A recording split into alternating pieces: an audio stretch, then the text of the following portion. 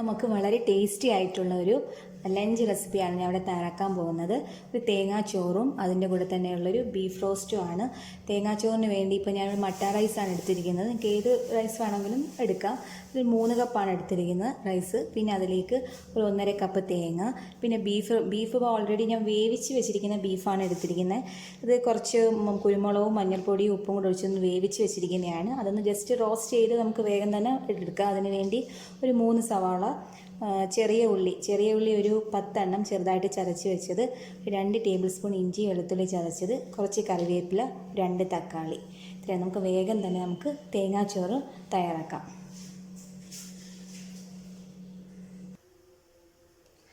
First നമുക്ക് തേങ്ങാച്ചോറ് തയ്യാറാക്കാം. അതിനുവേണ്ടി ഞാൻ ഇവിടെ ഒരു കുക്കറാണ് എടുത്തിരിക്കുന്നത്. അതിലേക്ക് ഞാൻ കുറച്ച് 2 ടേബിൾ സ്പൂൺ വെളിച്ചെണ്ണ ഒഴിച്ചു കൊടുത്തിട്ടുണ്ട്.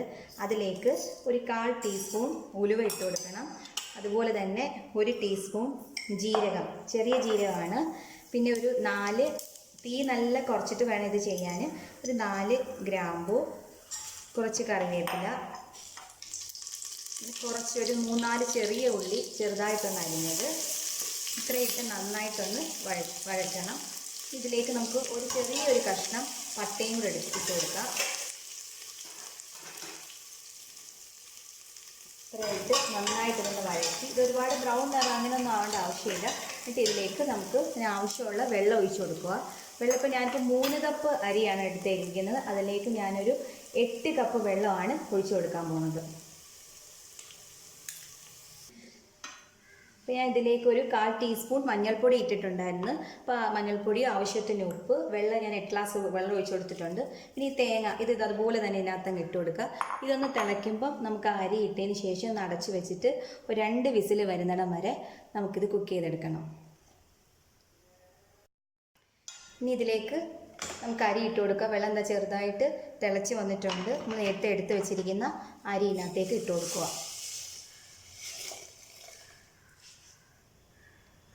ഇനി നമുക്കിതൊന്ന് അടച്ചു വെച്ച് കൊടുത്ത് 2 വിസിൽ വരുന്നിടം വരെ വെയിറ്റ് ചെയ്യാം. ചോറ് വേവുന്ന സമയം കൊണ്ട് നമുക്ക് ഈ ബീഫ് ഒന്ന് വരട്ടിയെടുക്കാം. അപ്പോൾ അതിലേക്ക് ഞാനിപ്പോൾ ഒരു പാൻ എടുത്ത് ആവശ്യത്തിന് വെളിച്ചെണ്ണ ഒഴിച്ചു കൊടുത്തിട്ടുണ്ട്. ഇത് നമുക്ക് നേരത്തെ അരിഞ്ഞു വെച്ചിരിക്കുന്ന സവാള, ചെറിയ ഉള്ളി,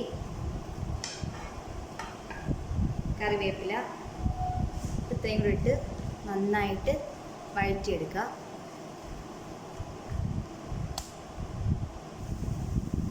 ഇപ്പോൾ ഉള്ളിയൊക്കെ നല്ല വാടി വന്നിട്ടുണ്ട്. ഇതിലേക്ക് നമുക്കൊരു അര ടീസ്പൂൺ മഞ്ഞൾപ്പൊടി, ഒരു ടീസ്പൂൺ കുരുമുളക് പൊടി, 1 ടേബിൾ സ്പൂൺ ഗരം മസാല, പിന്നെ 1.5 ടേബിൾ സ്പൂൺ മുളക് പൊടി, 1.5 ടേബിൾ സ്പൂൺ മല്ലിപ്പൊടി.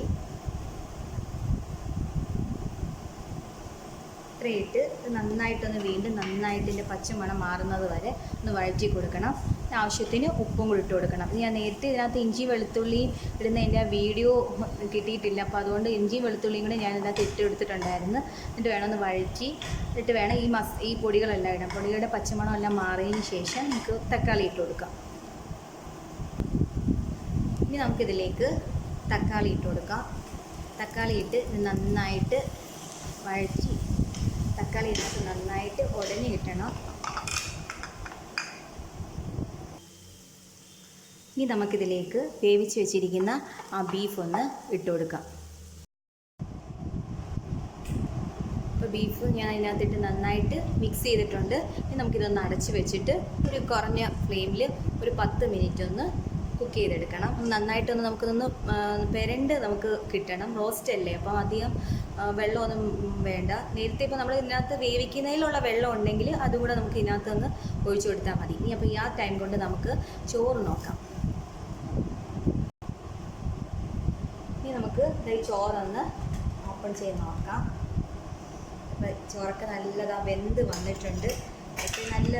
വെള്ളമൊക്കെ നല്ല വറ്റി വന്നിട്ടുണ്ട്. ഇപ്പോൾ ഇതാ നോക്കുമ്പോൾ ഒരു ഇച്ചിരി വെള്ളം പോലെ ഇങ്ങനെ ഇരിക്കുമെങ്കിലും ഇത് നമുക്ക് കുറച്ച് അടച്ച് വെച്ചൊരു 5 മിനിറ്റ് ഒക്കെ കഴിഞ്ഞ് നമ്മളിത് സെർവ് ചെയ്യുമ്പോഴത്തേക്ക് ഇത് കറക്റ്റ് വെള്ളമൊക്കെ വറ്റി നല്ല രീതിയിൽ ഇരിക്കും.